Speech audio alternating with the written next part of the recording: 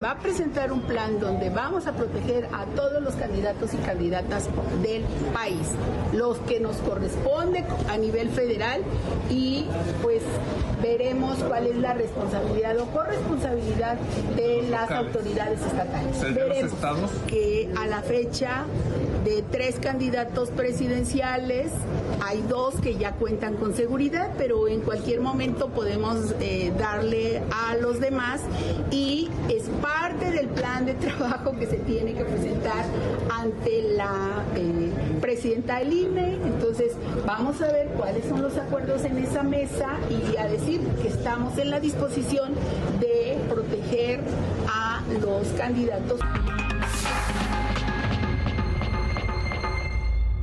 Bueno, ya es tema de parte del gobierno, que era importantísimo que lo fuera, pero aquí la clave del asunto es cómo le van a hacer, o sea, remedio y trapito. A raíz de la violencia política que se está viviendo en el país, autoridades federales y electorales acordaron un mecanismo de protección para las y los candidatos que participarán en las próximas elecciones del 2 de junio. Esto es lo que pasó, esto es lo que se está haciendo, y ahora regresamos para conversar sobre el tema. El Instituto Nacional Electoral, en coordinación con autoridades federales, acordaron un plan de seguridad para el proceso electoral 2023-2024. El objetivo es garantizar la integridad de los aspirantes a un cargo público. A la reunión acudió la consejera presidenta del INE, Guadalupe Tadei, y los representantes de la Secretaría de Gobernación, de Seguridad y Protección Ciudadana, la Marina, la Secretaría de la Defensa Nacional, así como el Centro de Inteligencia. Como parte del protocolo a seguir, se tomaron diversos acuerdos. Se determinó que por medio del INE se pueda comunicar este esquema de seguridad a los partidos políticos nacionales y equipos de candidatas y candidatos. El INE fungirá como mediador y hará las solicitudes formales a la Mesa de Seguridad Interinstitucional, coordinada por la Secretaría de Seguridad y Protección Ciudadana, sobre eventos que requieran de servicios de protección a nivel federal, como es el caso de los debates. También será el órgano electoral quien informe a las y los partidos políticos sobre el protocolo y la disposición de los servicios para las y los candidatos. En este caso, los partidos políticos solicitarán la seguridad al INE y este a su vez hará la petición a la mesa de seguridad. Cada servicio será asignado con base en la zona de riesgo en la que se encuentren, tomando como base el nivel de incidencia delictiva, si es alto, medio o bajo. Resaltó que se establecerá un directorio de todos los actores involucrados en este protocolo de seguridad a nivel federal y estatal. Al día de hoy hay mesas de seguridad interinstitucionales donde participan las autoridades locales y partidos políticos. Sin embargo, se acordó que habrá una mesa de ayuda central a nivel federal para casos urgentes. Se destacó que la participación conjunta de la autoridad electoral con las fuerzas federales son fundamentales para el adecuado desarrollo de los comicios del 2 de junio. Y lo más importante es garantizar el derecho al voto, así como la integridad de las personas. Michel Santiago Díaz, Heraldo Media Group. Bueno, ayer le comentábamos que en lo que va de este proceso, del actual proceso electoral que empezó en septiembre, del año pasado, han sido asesinados en México al menos 10 políticos, de los cuales la mayoría eran precandidatos a algún cargo de elección popular. Los políticos asesinados en el proceso electoral son Ricardo, bueno, lo vamos a poner en la pantalla, es muy importante recordarlo, Ricardo Taja Ramírez, aspirante a diputado federal por Morena. Alfredo Giovanni Lezama Barrera, aspirante a ser diputado local en Cuautla, Morelos. Por el PAN. David Rey González Moreno, aspirante a la presidencia municipal de Suchate, esto es en Chiapas, por el Frente Amplio. Por México, Sergio Hueso, aspirante a la presidencia municipal de Armería, Colima, por Movimiento Ciudadano. Aspirante a regidora, Miriam Ríos, en Jacona, Michoacán. Samantha Gómez, aspirante a una precandidatura al Senado por Morena, y los esposos Marcelino Ruiz Esteban y Guadalupe Guzmán Marcelino. Guadalupe Guzmán, perdóneme, le recuerdo. Marcelino era aspirante a la alcaldía de Atlixac, Guerrero, y Guadalupe era consejera estatal del PRD.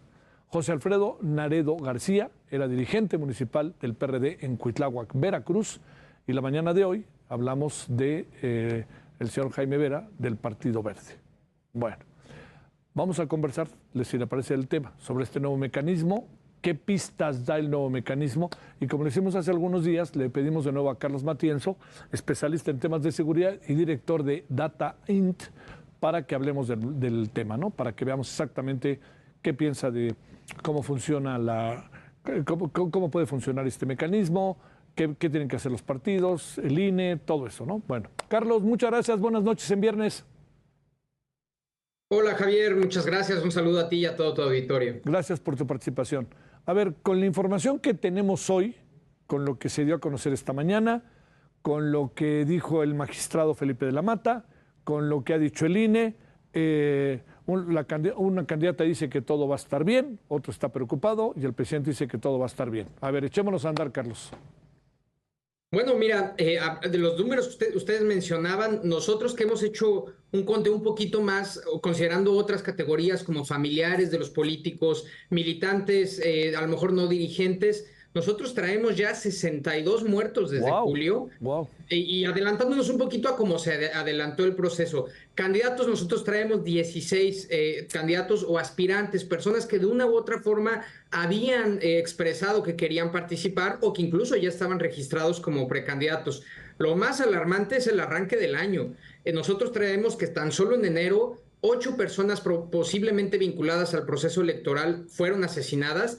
Esto es el doble que en enero de 2021. Entonces yo te diría que llegan tarde las autoridades, llegan 72 muertos después a tratar de definir un protocolo, a ponerse de acuerdo en una mesa. Ya había mesas, sí, estas mesas se realizan de forma privada, pero no había habido un acuerdo, por todo lo contrario, veíamos, incluso en la primera entrevista que ustedes mostraban de la Secretaría de Seguridad, cierta renuencia y cierta condescendencia hacia los procesos electorales estatales y municipales de, pues nosotros nos encargaremos de lo federal y vamos viendo si tenemos condiciones o disposición para entrarle. Javier, el 84% de los asesinatos en los procesos electorales son del orden municipal, que es donde se mete muy duro el crimen organizado a tratar de operar al gobierno. Esto lo sabemos desde hace 4 procesos electorales, cuando menos, y es increíble que en enero, en pleno proceso electoral ya iniciado, se estén sentando a ponerse de acuerdo en cómo se van a poner de acuerdo. A mí me parece inadmisible que a estas alturas, sabiendo en el país en el que estamos parados, que estamos en el proceso electoral más importante de nuestra historia, el más grande y en el periodo más violento en los últimos 60 años, pues yo creo que alguna pista tenían de que esto se podía agravar, ¿no? Lo que plantean, Carlos, respecto a cómo van a ser, y vamos a ir y vamos a estar, híjole, parece como, lo voy a decir, como buenas intenciones, ¿no? Como que no alcanzó uno ver una estrategia concreta y les vamos a poner, como decía incluso Felipe de la Mata, que traigan un botón, ya sabes, lo que quieras, ¿no? Mira, absolutamente. O sea, en primer lugar, parece que tienen esta actitud de en lo local. Vamos viendo que los estados y los municipios se pongan de acuerdo. Habría que recordar que en muchos de esos estados y municipios del propio partido que ellos pertenecen han construido una muy mala relación con la oposición. En algunos casos tienen acusaciones de vinculación con el crimen organizado, como es el caso del Morelos, donde la propia oposición ya emitió un comunicado hace casi un mes donde dice ya no le creemos a las autoridades estatales, le pedimos a la federación que entre. Entonces, no puedes tú soltar por completo a los estados y municipios que se están peleando el poder justamente la protección de sus opositores. Para eso está la federación. Qué raro que para algunas cosas les encanta centralizar, pero cuando toca asumir responsabilidades, ahí sí quieren soltar. Lo segundo que yo te diría es que parece muy reactiva el protocolo que proponen. Sí. Dejan la responsabilidad a los propios partidos, que por cierto no son autoridades, y ellos son los que tienen que avisarle al INE que detectan que sus candidatos o sus militantes están en riesgo. No, tendría que ser al revés. Primero les tendrían que dar información, el INE que hace el despliegue para detectar las secciones de atención diferenciada, y el CISEN que tiene la información, o el CNI ahora, y la propia Secretaría de la Defensa y la Marina. Deberían ellos proveer información a los partidos de, oigan, así está el mapa criminal, así está el mapa de delincuencia, tengan cuidado y ustedes mismos vayan calculando sus riesgos y ahora sí me regresan con los que han detectado. Es también ese problema histórico que hemos tenido en las instituciones de seguridad, el secretismo. En Estados Unidos, la DEA, el propio gobierno, la Casa Blanca, hacen pública su agenda de riesgos y en México se la quedan las autoridades de inteligencia y seguridad como si fueran secretos de Estado. Al contrario, lo que necesitamos los ciudadanos, y particularmente en este caso los partidos políticos, es conocer cómo está el mapa de la delincuencia y cómo están los riesgos del país y también a partir de ello tomar medidas preventivas. De nada va a servir esperarse a que los partidos detecten un riesgo, porque probablemente ya va a ser muy tarde, va a ser porque ya hay amenazas o porque incluso ya ha habido un ataque. Oye, a ver, Carlos, la perspectiva del presidente y de su candidata, ¿te parecen muy, muy optimistas? ¿O cuál debiera ser? Porque tampoco se trata de entrar en un terreno de alarmismo, ¿no?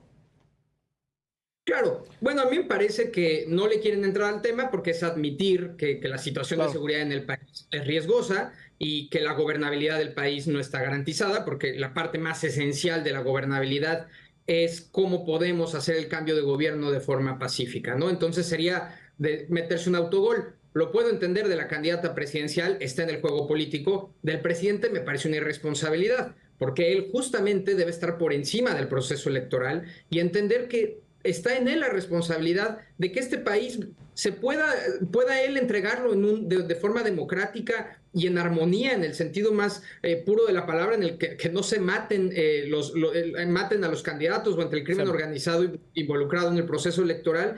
Y me parece que no está nada bien ese mensaje que están mandando, porque por un lado creo que el crimen organizado lo puede leer como cierta libertad, claro, y por otro lado es un muy mal mensaje para los partidos. Yo he escuchado a varios dirigentes ya en los estados, por ejemplo, escuchaba hace poco al de Jalisco, que están haciendo un llamado de auxilio desesperado de, señores, nuestros candidatos tienen miedo, nos ha costado poner candidatos. Realmente me parece que de parte del presidente y de su gobierno deberían de entender la emergencia. Como te decía, el arranque del año va al doble de las elecciones pasadas, el número de asesinatos, y de verdad sería todavía doble la tragedia si imagínate que pasa algo, un candidato a gobernador, que en una elección cerrada el crimen organizado realice actos de violencia durante la jornada. Estamos de verdad en un polvorín que hay que atenderlo con más seriedad. Y no solo es proteger a los candidatos, por cierto, volviendo a tu pregunta anterior, es también mejorar el entorno de seguridad de esas zonas de alto riesgo. Al menos durante las campañas y la elección debería de haber un despliegue diferenciado de fuerzas, y eso sí toca en las fuerzas federales, ¿no? Que han asumido y centralizado el combate al crimen organizado. Ok, hagan una estrategia durante estos meses muy acotada y muy focalizada al proceso electoral. Oye, una legisladora de Chiapas incluso llegó a proponer que se podrían suspender las elecciones. Bueno, no solo ha sido una amenaza que ya ha existido, incluso por temas políticos. Recordemos cuando los maestros opositores a la reforma educativa amenazaron con ello en Guerrero y en Oaxaca, pero incluso si se dan las elecciones, tenemos ya el antecedente en la elección de Michoacán a gobernador. El Tribunal Electoral, si no me equivoco, el federal, terminó declarando que las votaciones de 4 municipios no iban a contar para las elecciones por el involucramiento del crimen organizado. Antecedente legal y material ya existe de la anulación de más de 45,000 votos por el involucramiento del crimen organizado. Hablamos de 45,000 personas a las que se le anuló el derecho a votar, y eso ya te habla de una democracia que no es funcional. Puede suceder en lugares, por ejemplo, como Chiapas, donde se combinan todos los males: crimen organizado, conflictos sociales, conflictos religiosos y territoriales, poca presencia del Estado. Creo que el INE ha sabido instalar y organizar las elecciones, pero hay una parte que se nos está yendo. Que primero, que los candidatos lleguen vivos a esas elecciones, sí, y segundo, que durante las elecciones sean los ciudadanos quienes en plena libertad, sin la coacción o el involucramiento del crimen organizado, puedan ejercer su voto. Ese es el siguiente paso que tendríamos que estar pensando como democracia. Ya no basta con instalar casillas y contar votos. No lo digo peyorativamente, Carlos, pero no pintan bien las cosas, ¿no? No, para nada. El arranque del año a mí me sorprende particularmente. El mes de enero fue demasiado violento en materia de político electoral. Creo que hay un ambiente muy crispado. Creo que el crimen organizado en algunas regiones del país es mucho más activo y hay más antecedentes de participación política que antes. Creo que puede haber elecciones muy cerradas donde hay desconfianza en las autoridades electorales y jurisdiccionales. De verdad, esperemos que no pase una tragedia aún mayor, porque estos asesinatos ya son una tragedia. O sea, sí, a nivel municipal, imagínate, muchos de sus seguidores ya se quedaron sin la opción de llevar al poder a quienes ellos deseaban, pero de verdad, a nivel presidencial, deberían estar pensando en algo mucho más integral. pero también a nivel local. Yo creo que van muy tarde, pero aún estamos a tiempo de dar un buen manazo sobre la mesa, de desplegar más fuerza en esos lugares de peligro, de dar la protección. Claro que el Estado puede dar protección a los candidatos en riesgo. Por el amor de Dios, tenemos, la Guardia Nacional prácticamente triplicó, si no cuadruplicó, la presencia de la Policía Federal a nivel nacional. Si no se construyeron esas instituciones para esto, pues yo no entiendo para qué querían centralizar y desplegar aún más el poder del Estado, de la Federación. Además de en el proceso, Carlos, se va inevitablemente inhibiendo el voto, ¿no? Bueno, sale. Muchas gracias. Muchas gracias, Javier, y gracias. Seguimos monitoreando esta situación. Claro, te buscaremos y gracias de nuevo, Carlos.